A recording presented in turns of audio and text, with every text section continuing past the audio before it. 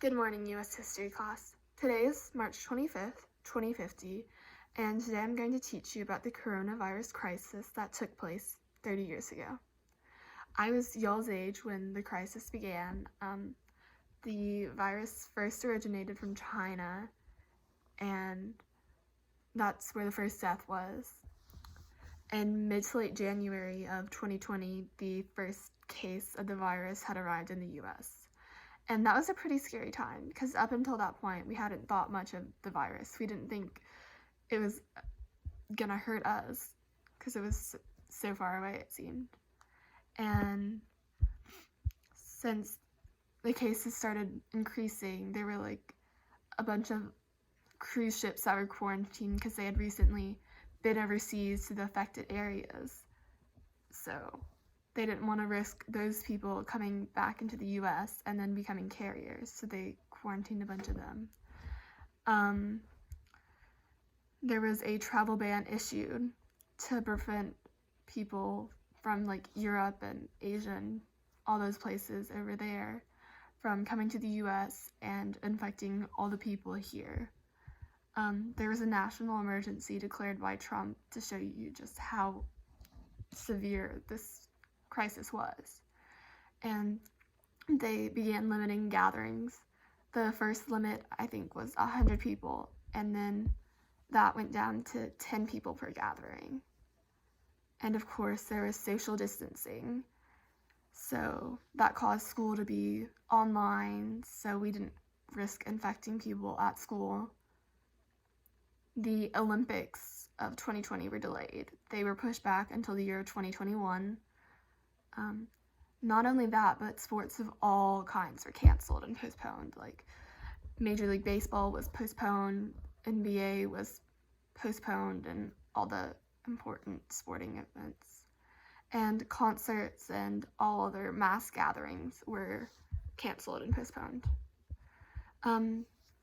The virus started in Wuhan, China at a seafood and poultry market. And what caused it to get out of control was that people thought they had the flu and continued to socialize with others, thinking that it wouldn't be that big of a problem.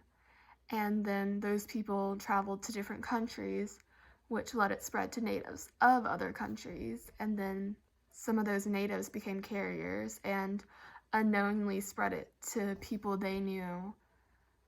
People thought that they had recovered from it sometimes, and they would go outside and socialize when really they hadn't reached the severity of it, and they were just infecting others with the virus.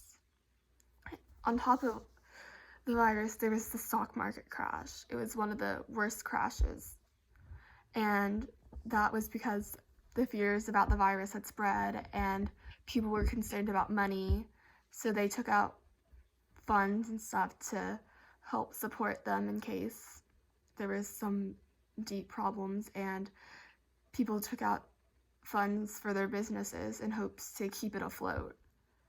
And many people lost their jobs, which affected the crash. It affected people in the US.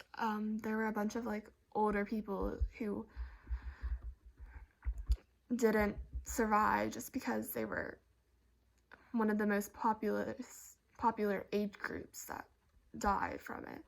And then a bunch of people lost their jobs, so they had no income anymore, and that affected them deeply. And people had to work from home and do online school.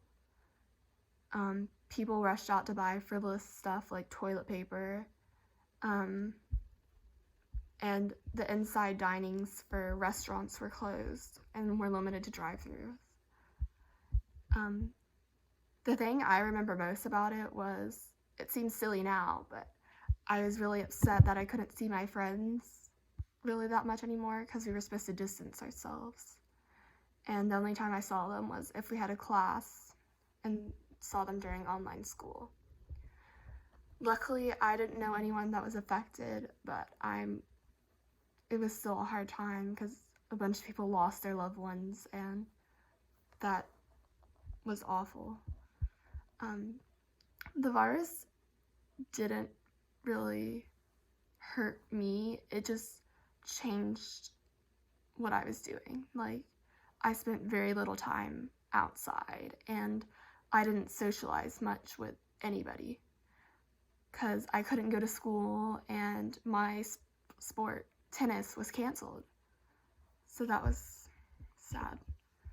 And then the virus ended around July 13th of 2020 because of people distancing themselves, and there were like tests created so people could figure out if they had it, and they didn't have to, and they didn't just believe they had the flu anymore. And there was a vaccine created after the worst of it had come, so that helped prevent it from coming back some.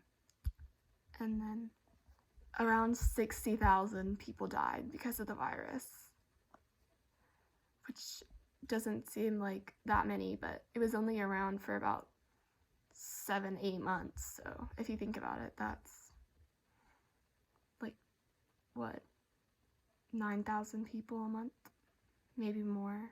So that was pretty severe.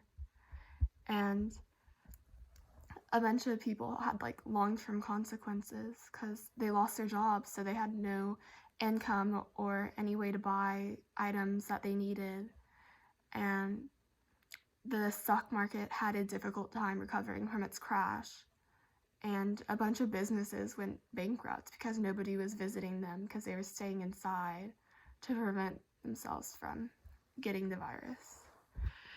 And there was the election, of course, of 2020, and most people blamed Trump for the spread of the virus in the US, so he didn't get elected because almost everyone, blamed the virus on him. So instead, Joe Biden was elected the next president of the United States. And we didn't really do much to prevent it from coming back other than the vaccine, and we changed our crisis plans to shutting down, or not shutting down, but banning travel earlier. So thank you, class, for coming. I hope you had a good class, and I'll see you tomorrow.